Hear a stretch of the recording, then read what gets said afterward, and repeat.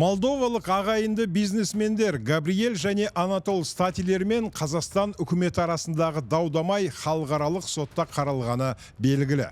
Оның салдары жеңіл болып жатқан жоқ. Бұрынғы әділет министрі Марат Бекетаевтың бүгінде қамауда отыруының бір себебі де осыған байланысты деп жатыр. Сот өте ұзаққа созылып, қым-қиғаш шытырманға айналып кетті деуге болады. Әрі сот ісіне жұмсалған Қазақстан қаржысы дауланған қаржыдан 2 есе асып түскен көрінеді.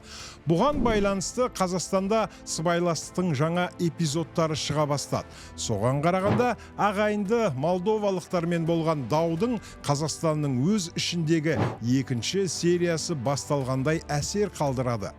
Халықаралық сотта Қазақстан мүддесін заңдылық тұрғысынан қорғады делінген Болашақ консалтинг тобы жауапкершілігі шектеулі серіктестігінің бас директоры Сағидолла Баймұратқа қатысты тергеу жүріп жатыр екен. Кеш жарық ағайын, бұл неге ақша бағдарламасы?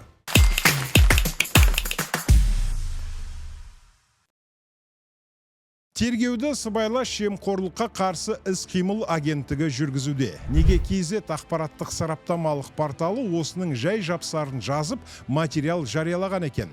Зерттеу материалынан таяқтың бұрышы Назарбаевтың айналасындағы адамдарға барып тиетін көрінеді.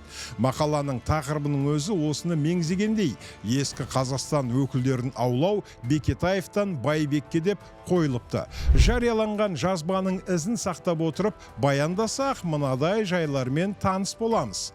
Антикор Болашақ консалтинг тобы жауапкершілігі шектеулі серіктестігінің бас директоры Сағидолла Баймұратқа қатысты тергеу жүргізіп жатыр. Бұған қатысты биылғы жылдың 24 тамызындағы сот құжаты қолымызда бар. Онда жоғарғы аудиторлық палата әділет министрлігінде және компанияда тексеру жүргізген. Тексерудің қорытындысы әзірге құпия, ал материалдар қылмыстық іс аясында алынған.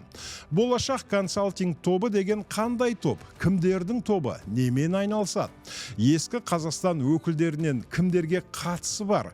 Бұл сұрақтарға жауап алу үшін сыбайлас жемқорлыққа қарсы іс-қимыл агенттігіне ресми сауал жолдадық. Бұған дейін Болашақ тобы молдовалық ағайынды бизнесмендер Габриэль және Анатол Статилердің ісі бойынша Қазақстанның мүддесін қорғаған еді. Мүддесін қорғаған дегенде атышулы сот ісіндегі статусын ғана айтып отырмыз. Әйтпесе мүдде қорғаған ештеңесі жоқ, керісінше дауды ушықтырып жіберді. Қазір қамауда отырған Марат Бекетаев әділет министрі болып тұрған кезде халықаралық сотта Қазақстанның мүддесін қорғаймыз деген желеумен болашақтықтар бюджет қаржысына молынан қол салған болуы мүмкін.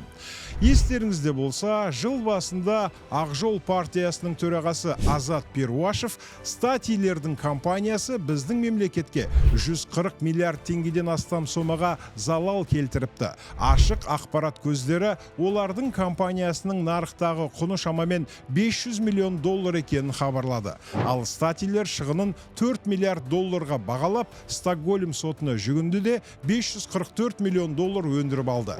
Бұл сот ісіне Қазақстан Статилер талап етіп отырған сомадан 2 есе көп қаржы жұмсаған.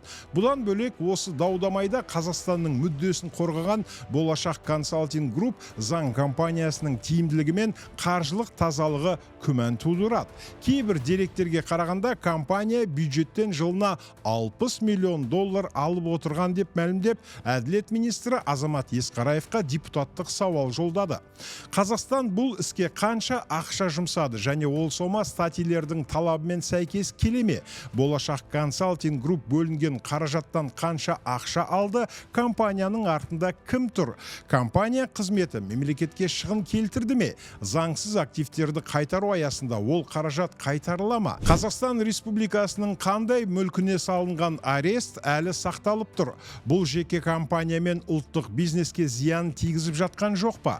Министрлік Қазақстанның мүддесін қорғауды жалғастыра ма? Міне, депутаттың сауалдары осындай болды. Әділет министрі Ескараев депутаттық сауалға не деп жауап бергені белгісіз. Белгілісі 2023 жылы күзде бұрынғы әділет министрі Марат Бекетаев ұсталып, оған қызмет бабын асыра пайдаланды, мемлекетке аса ірі көлемде зиян келтірді деген айып тағылды. Дәл осы Бекетаев әділет министрі болып тұрған 2016-2022 жылдары атышулы статилермен арадағы дау қатты ушықты. Сондай-ақ Бекетаевтың 2019 жылы министр кезінде экс-президент Нұрсұлтан Назарбаевтың мәртебесі қазіргі президент Қасым-Жомарт Тоқаевтан жоғары тұратынын айтып, жұртты дүрліктіріп қойғаны бар. Мұндай қателік ешқашан ұмытылмасы анық. Айтқандай-ақ, қаңтар оқиғасынан кейін іле-шала Бекетаев қызметінен кетіп, біршама уақыт премьер-министрдің кеңесшісі болып жүрді. Бірақ көп ұзамай ешқайда кетпеу жөнінде қолхат жазды, кейін қолына кісен салынды. Кейбір бұқаралық ақпарат құралдарының жазуынша, Бекетаев ешқайда кетпеймін деп қолхат жазып берген соң, Қазақстаннан қашып кетпек болған. Алдымен Стамбулға жетіп, одан әрі Лондон аспақ болғанмыз. Қазір Бекетаев қамауда отыр. Болашақ консалтинг тобы басшысына қатысты тергеу Бекетаев ісімен байланысты деседі. Сондай-ақ бұл істің Бекетаевқа ғана қатысты болмауы мүмкін. Азат Перуашев әділет министріне депутаттық сауал жолдағанда бүй деген. Статилермен арадағы дау 13 жылға созылғанын ескерсек, $100 миллион болашақ консалтинг тобы компаниясының құрылтайшыларының қалтасына түскен болуы мүмкін. Кейбір деректерге қарағанда компанияның құрылтайшылары ескі Қазақстанның шенділері екен. Ескі Қазақстан туралы сөз етуге Азат Перуашевтың моральдық құқығы болмаса да, оның көпшіліктің көкейіндегі мәселені айтқан ескеруіміз керек. Марат Бекетаев қызметтен кеткен соң болашақ консалтинг тобының кірісі күрт азайып кетіпті. Айталық, 2019 жылы компания 648 миллион теңге салық шегерімін төлесе, бұл сома азая келе өткен жылы бар жоғы 55 миллион теңге салық төлеген. Мұның екі себебі бар. Біріншісі Бекетаевтың биліктен кетуі, екіншісі статилермен арадағы даудың қызуының қайтуы. Жалпы болашақ консалтинг тобы туралы сөз болғанда, Алматының бұрынғы әкімі Бауыржан Байбектің аты жөні қоса аталуы тегін емес. Өйткені кейбір деректерге қарағанда Бауыржан Байбек 2013 жылдың қарашасынан 2014 жылдың наурызына дейін болашақ консалтинг тобы құрылтайшыларының бірі болған. Одан бөлек жұрт арасында Байбекті болашақтықтардың лидері дейтін сөз бар. Бұлай дейтіндер болашақ дегенде шетелде оқуға мүмкіндік беретін арнайы бағдарламаны ғана емес, болашақ консалтинг тобында меңзейтін болса керек. Қысқасы, Назарбаев кланына кіретін кейбіреулердің артына қоңырау мықтап ілінген сыңайлы. Самат Әбіштің жақын досы Марат Бекетаев түрмеде отыр. Енді сол арқылы қайда жүргені белгісіз Бауыржан Байбекке шалма тастау әрекеті жасалуы әбден мүмкін. Мінекей, айдаладағы статилермен арадағы даудамайдың ізін қаза түскенде, бұған шатысқан өзіміздің шенділеріміз жауапқа тартылып кетейін деп тұр. Ескі Қазақстан, Назарбаев кланы деген тіркестер күн құрғатпай алдымыздан шығады. Арнайы сіздер үшін неге ақша бағдарламасы? Құрметті көрермен, YouTube арнамызға жазылып, осы мәселе жайлы пікір қалдыра отырыңыздар.